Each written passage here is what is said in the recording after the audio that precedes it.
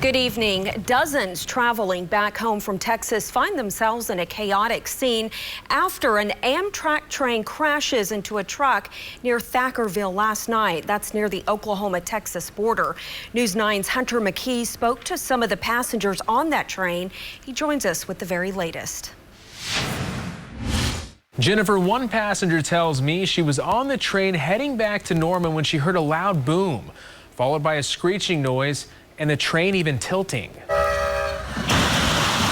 A shocking sight for many, as you can see in this video, an Amtrak train smashing into a car hauler that was stuck on the tracks. We heard this screeching and saw sparks. Leslie Whelchel is one of 110 people who were on board the train last night. She says the impact left everyone in shock and shortly after noticed a man walking back towards them. And he had blood like here on his nose and on his chin, and some people were kind of helping him, and they had told us that he had fallen down. The train came to a stop as Whelchel and others tried to figure out what had happened.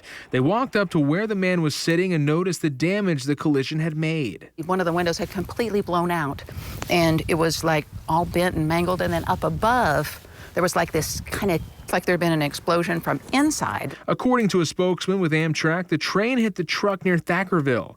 They said 4 passengers were taken to a local hospital with minor injuries. Another passenger from Jones says she was with her family and noticed a truck before they collided. And I told the kids, just hang on. And we hit. Immediately, the train started to rumble and shake. We were absolutely terrified. Wall says the train was moving at a high rate of speed, and she feels they're fortunate something like this didn't end a lot worse. Buses transported some of the passengers home. Others had loved ones come to pick them up. In the studio, Hunter McKee, Oklahoma's Own News 9.